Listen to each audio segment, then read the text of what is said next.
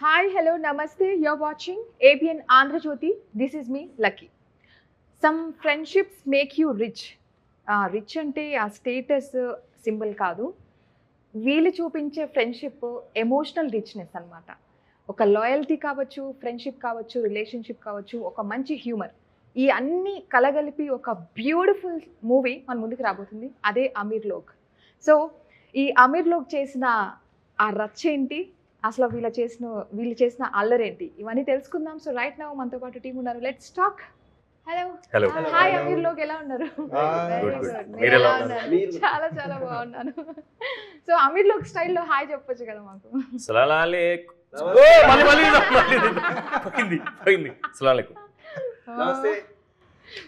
Okay, మీరు నమస్తే. తుమ్మి బోల్ దో భై. నమస్తే. ఎంత పద్ధతిగానా? బ్యాచ్ లో ఒకరు ఇలా ఉంటారు కదా, అలా కనిపిస్తారు. అందరూ పాపం మిమ్మల్ని అలా కనిపిస్తారు అంటున్నారు. ఎందుకు అలాగా? ఏం చేశారు? వాళ్ళకి ఏదో ద్రోహం చేసి ఉంటారు పూర్వజన్మలో. ఈ జన్మలో చేసిన వాటికి మీకే అర్థమవుతుంది. అంటే ఇప్పుడు నాకు కూడా ఉందా ఫిట్టింగ్? లేదు, మీరు సేఫ్. ప్లాన్ చేశారా? మీరు ఒకసారి క్వశ్చన్ అడగండి. నేను సేఫ్ అంటా. సో నేను కూడా సేఫ్ గానే ఉందాం అనుకుంటున్నా. సో మొత్తానికి ఎలా అనిపిస్తుంది? షూటింగ్ అయిపోయింది and right now promotions are going on. Director గారు మీ స్టేట్ ఆఫ్ మైండ్ ఏంటి? What you feeling about the movie? Yeah, మాకు సినిమా మీద నమ్మకం ఉంది. కాకపోతే ప్రమోషన్స్ కొత్త కదా, కొంచెం ఎగ్జైట్మెంట్ యాంగ్జైటీ రెండు ఉన్నాయి 21st వరకు. అంటే నేను చూసాను టీజర్. ఆఫ్ కోర్స్ అందరూ మీకు ఇదే చెప్తూ ఉండొచ్చు, చాలా న్యాచురల్గా మన గల్లీ స్టోరీ అండ్ హైదరాబాదీ ఫ్లేవర్ అనగానే మాకు మన హైదరాబాదీ దమ్ బిర్యానీ లాగా అలా అటాచ్ అయిపోయాము ట్రైలర్కి, టీజర్కి. సో అంటే ఇప్పుడు ఏంటి, యూత్ మొత్తం అట్రాక్ట్ అయ్యే మూవీ అనొచ్చా, లేదా all age groups can watch or they might feel irritated with the fun కావచ్చు కదా? I'm just asking. ఇది ఈ సినిమా complete it's a family entertainer అని చెప్పొచ్చు. ఇంట్లో చిన్నపిల్లోడి దగ్గర నుంచి పెద్దోళ్ళ వరకు ప్రతి ఒక్కరూ ఏదో ఒక క్యారెక్టర్ తోటి ప్రేమలో పడతారు. వాళ్ళలో ఆ క్యారెక్టర్లో వాళ్ళని వాళ్ళు చూసుకుంటారు. So it is the realistic Hyderabadi film, to be honest, with all emotions. With all emotions, yeah. So Ameer Log అసలు ఎప్పుడు, అంటే ఈ ప్రాజెక్ట్ మీద ఎప్పుడు స్టార్ట్ చేశారు మీరు వర్క్ చేయడం? 2024 June I started writing this film. యాక్చువల్గా జనవరిలో 2025 జాన్లో మనం డెమో ఫిలిం చేసాం దీనికి, same with the same team. దాని తర్వాత యాక్చువల్ షూట్ స్టార్ట్ అయింది మాత్రం April 9th, 25 April 9th. And మీకు ఆ హైదరాబాదీ ఫ్లేవర్ ఇచ్చే పర్సన్స్ వీళ్ళని కన్ఫర్మ్ చేశారు అయితే తర్వాత ఆఫ్టర్ ఆడిషన్స్ మల్టిపుల్? ఆడిషన్ కొందరినే చేసాం, మిగతా వాళ్ళు వాళ్ళ ఫ్రెండ్స్ని తెచ్చేసుకున్నారు అంతే. స్టార్స్ అలైన్ అయ్యి అందరూ అన్ని పాత్రలకి సెట్ అయ్యారు. అంటే మీ పర్సనల్ గా కూడా మీరు మేబీ ఆ పర్సనాలిటీ ఒక్కడు సెలెక్ట్ అయితే ఏంటంటే, అన్న ఈ క్యారెక్టర్ నా దోస్తుగాడు ఉన్నాడు అన్న, పిలుచుకొచ్చేస్తాం, కథం అయిపోయింది. అంటే అలా అంటారు. జస్ట్ వాళ్ళకు వీడియోది ఒకటి తెప్పించండి అని అంటే తెప్పించారు, చూసాను, ఆ పర్ఫెక్ట్ తీసుకొచ్చేసాను. నాన్ యాక్టర్స్ కాదు, యాక్టర్స్. యా, వీళ్ళు సెట్ అవుతారని ఒక అనిపించిన వాళ్ళని సజెస్ట్ చేయడం, దోస్తులే వాళ్ళని తీసుకోవడం. ఫాదర్స్ కూడా యాక్ట్ చేశారు. వీళ్ళ ఫాదర్ యాక్ట్ చేశారు, వీళ్ళ ఫాదర్ రోల్ చేశారు. అందులో ఒక డిఫరెంట్ ఒక క్యారెక్టర్ ఉంది, చాలా ఇంట్రెస్టింగ్ ఉంటుంది. దీనికి వెతకండి, కొంచెం ఫన్ కావాలి అని అంటే ఆడు, అన్న మా నాన్న కూడా చేస్తారు, ఒకసారి చూస్తావా నువ్వు అని చెప్పేసి ఆయన చూడంగానే నచ్చేస్తుంది. ఆ రూట్స్ నాన్నగారు నుంచి వచ్చాయి. నాన్నగారు అన్నారా ప్రతి పని చేసి? ఆయన ఈడి అవుతాడులే కానీ వాళ్ళ నాన్న వెనకన్నా ముందు స్టార్ అవుతాడు, దట్స్ ఫర్ షూర్. యా, వాడు కూడా అదే అంటాడు, కొడుక్కి జీవితం ఇచ్చిన తండ్రుల్ని చాలా మందిని చూస్తుంటావు, తండ్రికి జీవితం ఇచ్చిన కొడుకుని రాని. అంకుల్ నమ్మొద్దు, ఈ మాట నాతో అన్నాడు, నాతోనే అన్నాడు. అట్లనే ఉంటాయి కథలు. సో స్క్రీన్ ముందర ఇలా ఇంటికి వెళ్తే ఎలానో మనకు తెలియదుగా. ఏం లేదు, వాళ్ళ నాన్న చిల్లు. ఇది ఇలా కూర్చున్నాడు ఆయన, మంచి హ్యాపీగా ఫన్నీగా. అందరికి వచ్చి హాయ్ చెప్తారు, అందరితో కలుస్తారు. ఆయన ఇంటర్వ్యూ తేవాల్సింది అసలు రేపటి నుంచి ఆయన తెద్దాం. బెస్ట్. అనవసరంగా ఏదైనా తెచ్చాము, నాన్న తేవాల్సింది. సో నాన్నగారు ఎలా ఫీల్ అయ్యారు అసలు? నాన్నతో మీరు వర్క్ చేయడం ఎలా అనిపించింది? This is I can say rare actually కదా, ఒకే మూవీలో ఇద్దరు వర్క్ చేయడం. నాన్నకి ఎప్పటి నుంచో ఇంట్రెస్ట్ ఉండే సీరియల్స్ లో అట్లా చేద్దామని. ఎప్పుడో వాళ్ళే వచ్చి మా డాడీ దగ్గరికి వెళ్ళి మీరు చూడడానికి చాలా బాగున్నారు, సీరియల్లో చేస్తారా అది అని అన్నప్పుడు మా మమ్మీ లేదు, మనం ఏంటి, మన ఫైనాన్షియల్ స్టేటస్ ఏంటి, మనం చేయకూడదు అట్లాంటివి అని చెప్పి అక్కడ కట్ అయింది. బట్ ఒక టైం తర్వాత ఒక చిన్న షార్ట్ ఫిల్మ్ మా ఫ్రెండ్స్ చేస్తుంటే మా డాడీ చేస్తావా అరే ఏమన్నా ఉంటే చూడరా చేస్తా అని అంటే అందులో స్టార్ట్ చేసాం. సో అందులో నిజంగానే చింపేశారు. సో ఎందుకు అమీర్లోక్లో ఇందులో మంచి రోల్ ఉంది కదా అని చెప్పి నేను అడిగితే అన్న ఓకే చేశారు, అంత మంచిగా అయిపోయింది. అసలు ఆయన ఎనర్జీ లెవెలే వేరే యాక్చువల్గా. అంటే నాకు తెలిసి ఆ ఏజ్ గ్రూప్లో చాలా లిమిటెడ్ యాక్టర్స్ ఉన్నారు మనకి ఇండస్ట్రీలో. సో ఈ సినిమా తర్వాత ఈజ్ ఎ వెరీ అంటే ఈజీ, ఇంకా ఆయన ఆ క్యారెక్టర్కి ఆయన పర్ఫెక్ట్ అని దొరికిపోతాడు. అలా ఆ ఏజ్ గ్రూప్లో మాత్రం ఫెంటాస్టిక్ పర్ఫార్మర్ ఆయన. సో మీరు బాగా అంటే చాలా ఫ్రీగా ఉన్నట్టు అనిపిస్తూ ఉంది, అందరితో ఆ ఫ్రీడమ్ ఇచ్చారు అందరికి, అప్పుడే అవుట్పుట్ ఈ రేంజ్ లో వచ్చింది అని నాకు అనిపిస్తూ ఉంది. వాళ్ళు చార్జ్ చేశారు కానీ నేను ఫ్రీనే. That's very true. సో మీరు చెప్పాలి, లైక్ ఎట్లా ఉండేది వర్క్ లాగా ఉండేదా?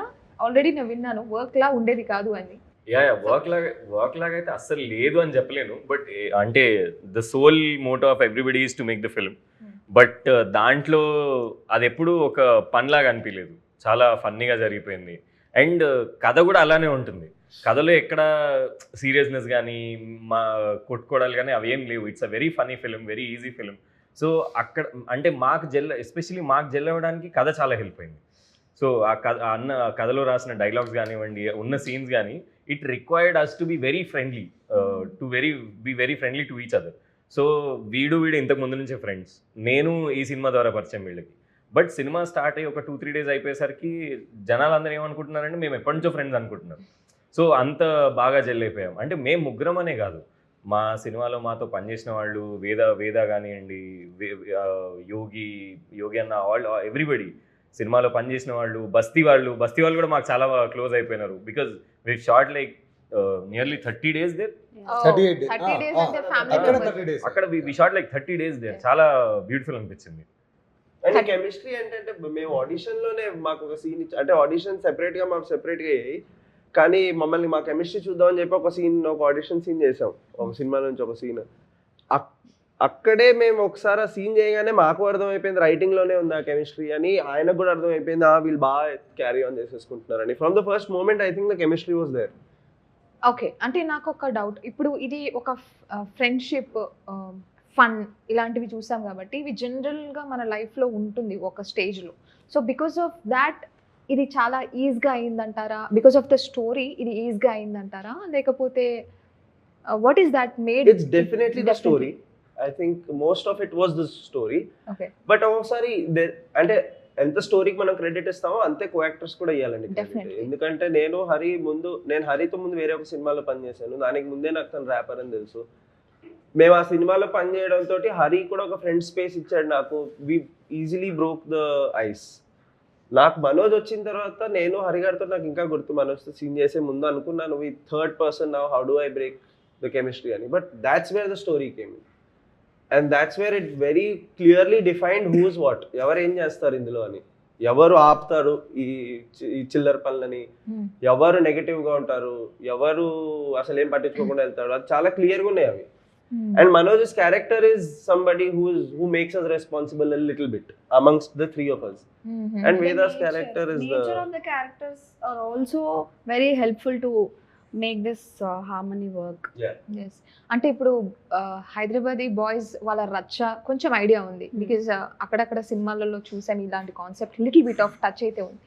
I really don't know Hyderabadi girls రచ్చ ఏ విధంగా ఉంటుందో. సో మీకేం అర్థమైంది ఆఫ్టర్ లైక్ షూట్ అంతా అయింది కాబట్టి obviously you have done your homework, you have been into that character, so what do you understood about Hyderabadi girls And more of Naga personally, I feel there's no much of a difference between the character and me.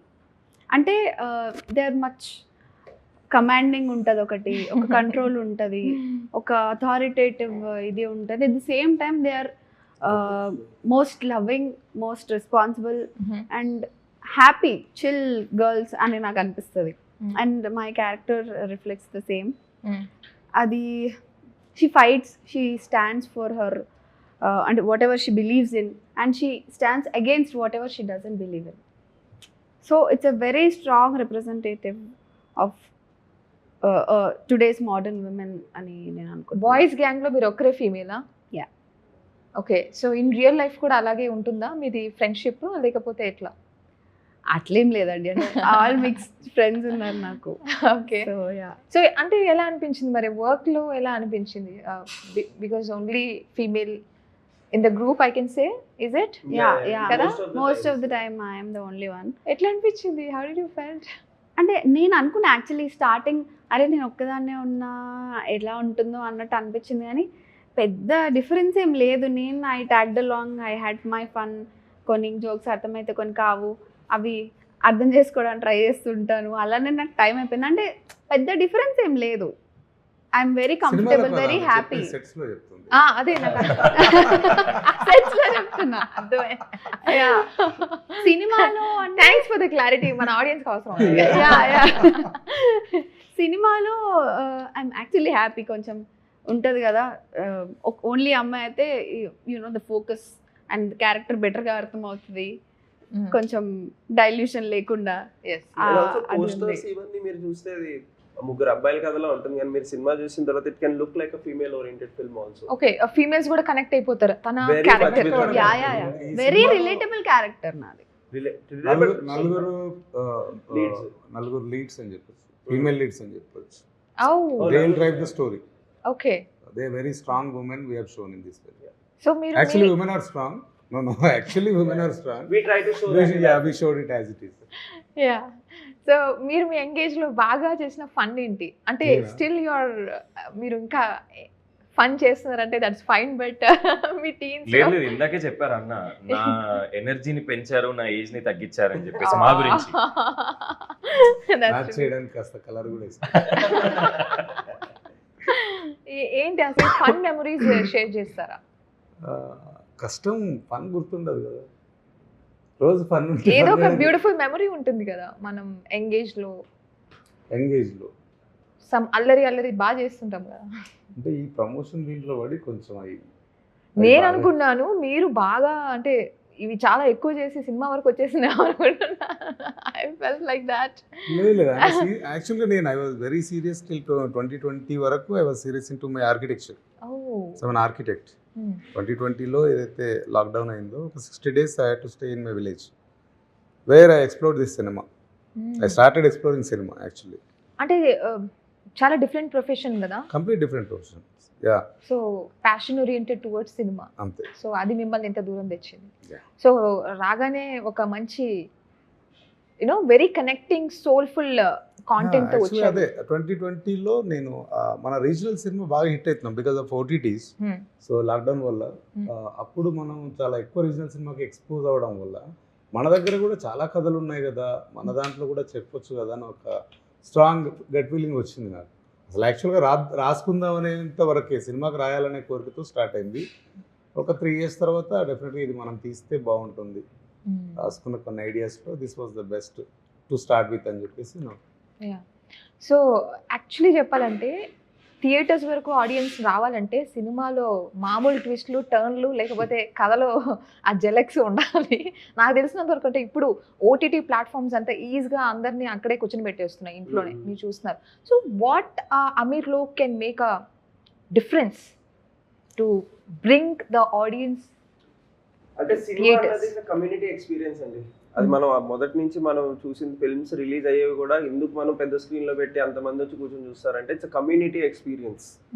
ఒక personal experience ని ఒక 100 మంది మధ్యలో experience చేసేది it's a magical experience. అది మీకు ఇంట్లో దొరకదు. అది మనందరికీ తెలుసు. మన వాళ్ళు ఇప్పుడు ఇంకా సినిమాలకు వెళ్తూనే ఉంటారు. నా ఒపీనియన్ ఏంటంటే మంచి సినిమా వచ్చి అదొక కమ్యూనిటీ ఫీలింగ్ ఇస్తే జనాలు మళ్ళీ మళ్ళీ ఆ ఫీలింగ్ కావాలని కోరుకుంటారు. ట్రూ. అది డెఫినెట్లీ అవుతుంది. అది యూ కెనాట్ హెల్ప్ ఇట్. మేము సినిమా తీసే వరకే ఫిల్మ్ మేకర్స్. ఆ సినిమా అయిపోయిన తర్వాత మేము ఆడియన్సే. మేము బయటకు వెళ్ళి సినిమాలు చూస్తాం. మాకు ఆ ఎక్స్పీరియన్స్ ఉంది. నేను చాలాసార్లు సినిమా చూసి బయటకు వచ్చి టికెట్ కొని మళ్ళీ లోపలికి వెళ్ళిన రోజులు ఉన్నాయి. Because we love cinema, we celebrate cinema. So audience ఎందుకు రావాలి అన్న క్వశ్చన్కి నాకు ఆ ఆన్సర్ తెలియదు. ఎందుకంటే audience loves movie, we celebrate movie, so we will come and watch even if it's on YouTube, even if it's on OTT, even if it's on big screen. అమీర్లోకి ఎందుకు చూడాలి అంటే it will give you that community experience that you long for a very long time, which I believe hasn't happened in the near past. అది అవ్వలేదు ఇప్పటిదాకా. అది మళ్ళీ ఒక కమ్యూనిటీ ఫీలింగ్ తెస్తుంది అన్నదే నా స్ట్రాంగ్ బిలీఫ్. నైస్. అంటే ఎప్పుడైనా కొన్ని మూవీస్ ఎప్పుడైతే మనకు మన రూరల్ బ్యాక్డ్రాప్లో మన రూట్స్ని టచ్ చేస్తున్నప్పుడు అందరూ కూడా దాని గురించి మాట్లాడుకోవడం, హిట్ చేయడం, చెప్పుకోవడం చాలా జరుగుతూ ఉంటుంది. సో అలాంటి ఒక ఫీల్ ఇది ఇవ్వబోతుంది అని అంటున్నారు. లైక్ యాక్చువల్గా that happened with Balagam. Yes, Balagam yes. థియేటర్లలో Name ఉన్నా తీయలేదు. కూడా బయట ఎల్సిడి స్క్రీన్లు పెట్టుకొని కమ్యూనిటీ వాచ్ చేశారు. yes, ఊర్లలో exactly. గల్లీలలో ఏడబడతాడా. yes. సో అక్కడికి దిల్ రాజు గారు చేతులు ఎత్తేసి ఎస్ వాచ్ ఎంజాయ్ చేయడం అని చెప్పేసారు. అంటే మనం ఇప్పుడు అన్నట్టు లాక్డౌన్లో ఓటీటీస్ వచ్చాక రూరల్ రీజనల్ ఫిల్మ్స్కి స్కోప్ వచ్చింది అంటే మనం స్మాల్ స్క్రీన్స్లో చూసినప్పుడే మనకు అంత ఫీల్ ఉంటే ఇంత లౌడ్గా చెప్తున్నాం ఇది మన రీజనల్ ఫిల్మ్, ఇందులో అన్ని ఎమోషన్స్ ఉన్నాయి, ఒక ప్లాటర్ ఇస్తున్నాం మీకు అంటే అది పెద్ద స్క్రీన్లో చూస్తే ఇంకెంత బాగుంటుంది. ట్రూ. అంటే what bigger reason do you want to know to watch it in theatres ఇంత క్లియర్గా చెప్తుంటే. So I think that can be yes. అంటే వాట్ వి సీ అనే పాయింట్కి వచ్చినప్పుడు దాన్ని మనం ఎవరితో చూడాలి, మన కమ్యూనిటీ పీపుల్తో చూడాలి. అంటే మనం ఏది చూస్తామో దానికి ప్రభావితం అవుతాము అంటారు కదా. So maybe this feel can make people to connect more with their you know ఎవరైతే స్ట్రేంజర్స్గా వెళ్ళిపోయారో వాళ్ళతో కూడా కనెక్ట్ అయ్యే ఛాన్సెస్ ఉంటాయేమో.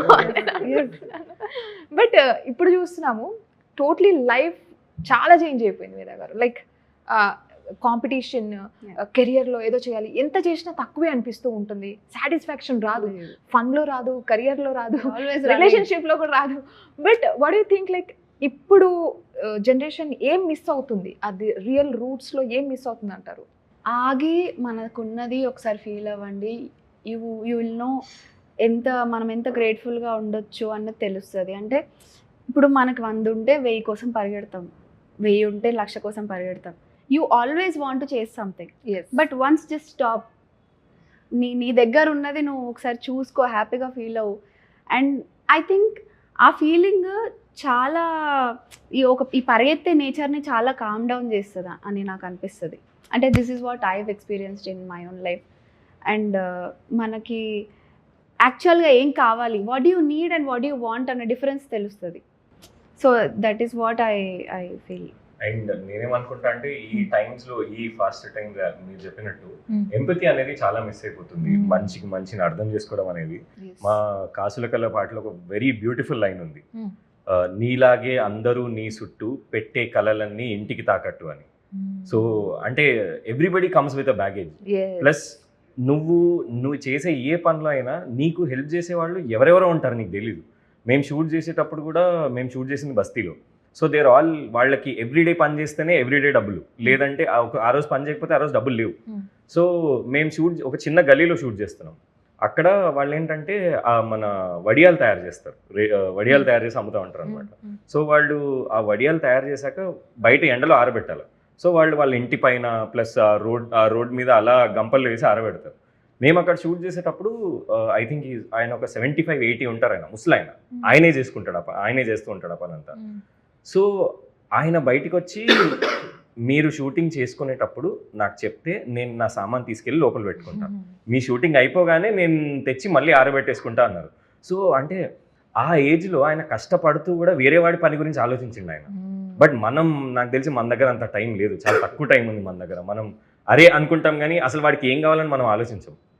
సో అండ్ నా లైఫ్లో కూడా I come across so many people like that.